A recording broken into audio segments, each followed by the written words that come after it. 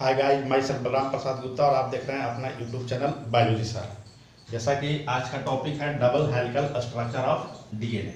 हिंदी में इसे द्विकुंडली संरचना भी कहा जाता है। तो सर्वप्रथम double helical structure of DNA जो वैज्ञानिक प्रस्तुत किए थे, उस वैज्ञानिक का नाम था James Watson and Francis Crick. याद रखेंगे, ये कब किए थे? 1953 में इन्होंने डीएनए का डबल हेलिकल स्ट्रक्चर की खोज किया, जिसके लिए इनको नोबेल प्राइज प्राप्त हुआ 1962 में। इन्होंने बताया कि जो डीएनए जो स्ट्रक्चर है वह डबल स्ट्रैंडेड होता है, यानी दो स्ट्रैंड का डीएनए स्ट्रक्चर मिलकर बना होता है। इसको हम लोग थोड़ा डायग्राम द्वारा समझ लेते हैं। तो आप डीएनए का संरचना देखे भी होंगे। इसको दो स्ट्रैंड हम लोग क्या करेंगे कि इसको बना लेंगे। पहले बना लेते हैं, उसके बाद इसको थोड़ा हम लोग क्लियर करेंगे। इसको कहा जाता है हेलिकल स्ट्रक्चर। इस प्रकार से आप ड्रा करेंगे। अभी सिंगल स्ट्रैंड हम लोग ड्रा कर रहे हैं।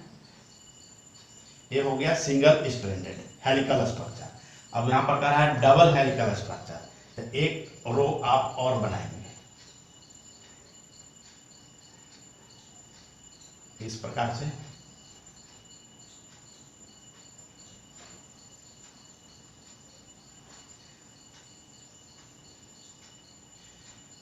इस प्रकार से वन, चूंकि हेलिकल क्यों कहा गया? चूंकि यह स्पाइरल स्ट्रक्चर है, स्पाइरल है, इसलिए इसको कहा गया हेलिकल।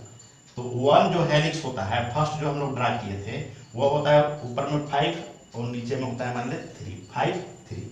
और दूसरा जो हेलिकल स्ट्रक्चर है ये होता है जस्ट इसका अपोजिट, ये 3 और ये 5। इसका मतलब है कि पहला जो हेलिकल स्ट्रक्चर है वो डायरेक्शन आ रहा है 5, 3 में, और सेकेंड जो हेलिकल स्ट्रक्चर है वह डायरेक्शन जो है वो है 3, 5 में।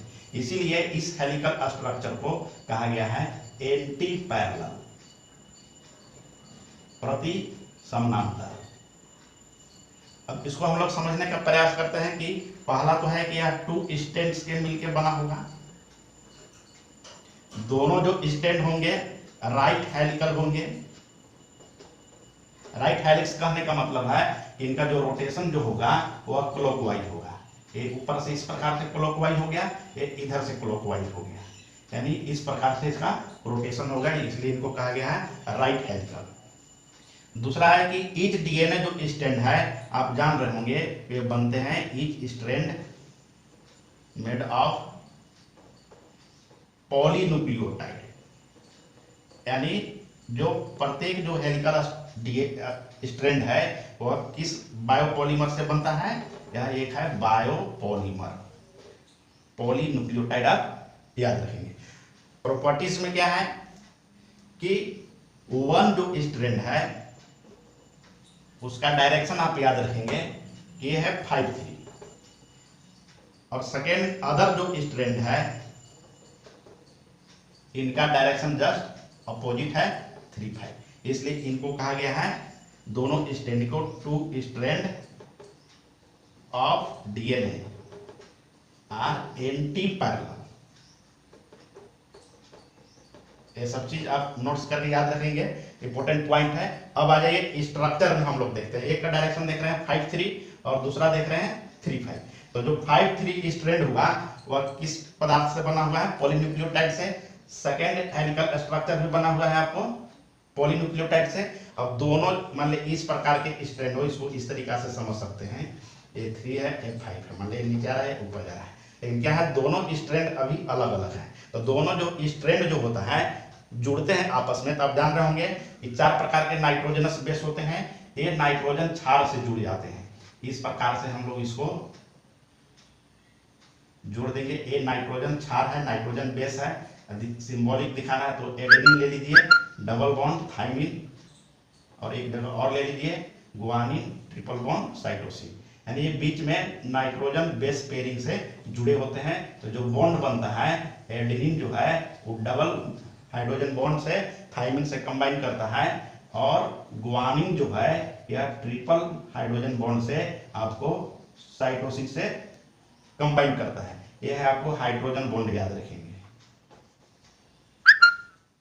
अब डीएनए के स्ट्रक्चर में हुआ क्या, दो डायरेक्शन आप जान गए। अब यहां पर देखेंगे कि यह है एक न्यूक्लियोटाइड, तो वन न्यूक्लियोटाइड, यदि ये मान के चलिए यदि वन न्यूक्लियोटाइड है या वन बेस पेयर है, जिसको हम लोग न्यूक्लियोटाइड भी कह सकते हैं, जिनके बीच का डिस्टेंस याद रखेंगे 0.34 नैनोमीटर, और इसको एंगस्ट्रॉम में व्यक्त करेंगे तो 3.4 एंगस्ट्रॉम। कभी कभी परीक्षा में नैनोमीटर के रूप में भी दिया रहता है, कभी एंगस्ट्रॉम के रूप में भी दिया रहता है। तो 1 बीपी मतलब कि 1 न्यूक्लियोटाइड, यानी 2 न्यूक्लियोटाइड ए हो गया और ए हो गया, इनके बीच का जो डिस्टेंस है वो होगा 0.34 नैनोमीटर। एक इसमें और सवाल आता है कि 1 टर्न, तो ये देखिए 1 जो स्पाइरल है ए, यहां से लेके यहां तक, तो 1 स्पाइरल जो है, 1 स्पाइरल या 1 टर्न भी कह सकते हैं या कॉइल भी कह सकते हैं। तो इनका जो डिस्टेंस याद रखेंगे 3.4 नैनोमीटर, और एंगस्ट्रॉम में व्यक्त करेंगे तो 34 एंगस्ट्रॉम। तो दोनों वैल्यू आप याद रखेंगे, नैनोमीटर में भी और एंगस्ट्रॉम में भी। और इसका जो डायमीटर जो है ये होता है डायमीटर 20 एंगस्ट्रॉम। अब एक बात और आ जाता है, इनका लेंथ क्या होगा। तो यहाँ पर है क्या कि डीएनए का लेंथ फिक्स नहीं है।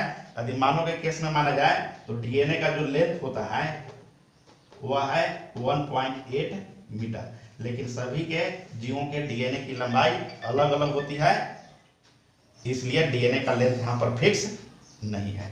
और चूंकि यह डबल हेलिकल स्ट्रक्चर इनके द्वारा प्रस्तुत किया, वाटसन एंड क्रिक द्वारा प्रस्तुत किया गया, इसलिए इस स्ट्रक्चर को Watson Crick model of DNA structure भी कहा जाता है। तो जी दोस्तों, यही था आपका double helical structure of DNA.